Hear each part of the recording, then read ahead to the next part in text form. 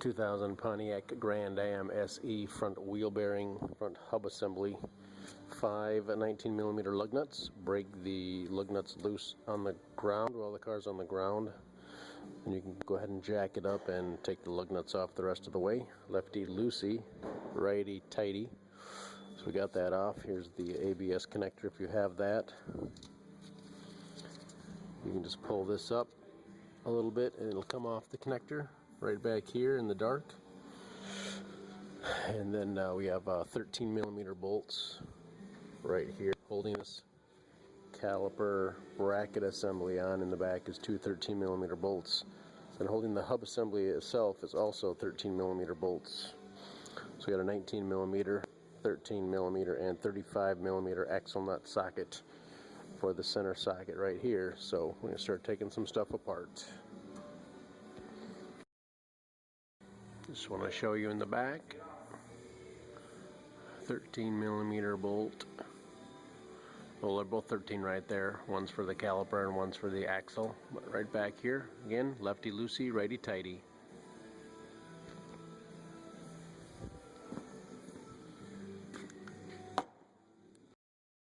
Leave the caliper suspended out of the way. You can use some wire if you got wire or rope, and I got a bungee cord, so that's what we're going to do, hang it out of the way. Got the rotor slid off fairly easily. If they do stick, you can maybe tap them here with a hammer, spin this, and tap with hammer. It usually will come off then at that time. So next is the three 13mm bolts in here. You can see the ends sticking out here and one on the other side, and we can just take them off. Of course, you'll be using a wrench, I'm sure, or a socket, and a ratchet. There's an air ratchet. I could use that too, but just use a ratchet. Work just fine. So we got 2 out of the 3 bolts off, and we'll get the third one off, and then we'll get that nut off the end with our impact gun. Now you might want to break this loose. I'll show you in the video later. So get the nut off, and this pushes in pretty good. You can just probably pull this off basically. Got to unclip the connector here for the anti-lock brake unit. It's going to slide through the center here, so you can see it back here. We'll just unclip it, and we'll pull this through. If this does not push through easily, then you put the nut on here and pound on the nut with a hammer. Don't pound on here, you don't want to damage the threads. So you just, this thing just slides on here, so you can just push it off with a screwdriver through this hole that you can see in there. So just need to tuck this through the hole as we pull this off. You can see it's pretty much almost all the way off. So we'll just pull that out and reverse procedure to install. Stick the thing in there, the wire in there, put this back in its proper position, and get all the bolts started by hand first before you try to tighten them.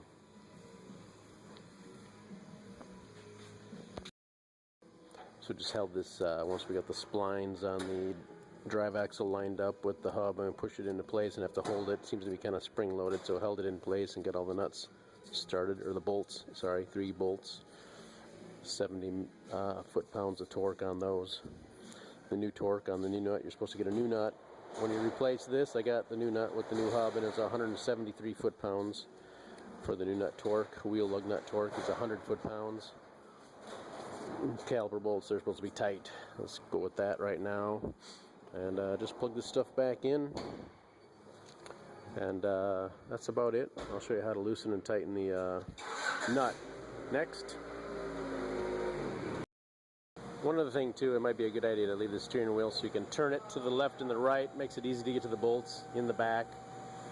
And then you can jack up the whole front end, or just you can probably start it up and turn the wheel just so you get it angled, make it easier to get to the bolts. So if you want to break this loose or tighten it up, and drop a screwdriver down in a hole. This will be for tightening it, because we'll be going righty tighty. If you want to break that bolt loose, just put it down here, stick it in the vanes of the rotor, and then you can break the bolt loose. Need to. I haven't broken any vanes, so it seems to be working for me that way. So that's a little bit for breaking the nut loose here, and we just want to torque it down to 173 foot-pounds.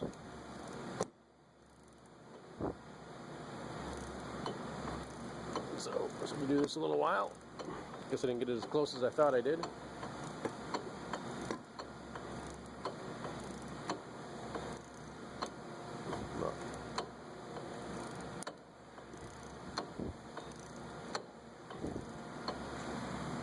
Clicker type, so it should click when it's tight.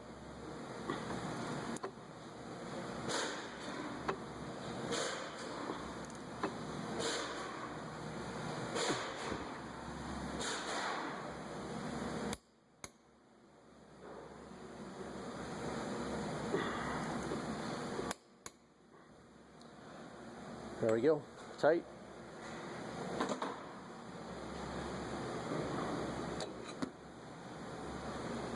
Put the wheel back on, tighten them in a star wheel pattern, cross like this, cross till they're tight. 100 foot-pounds if you have a torque wrench, and you will have completed your wheel hub assembly. Don't forget to plug the ABS connector back in.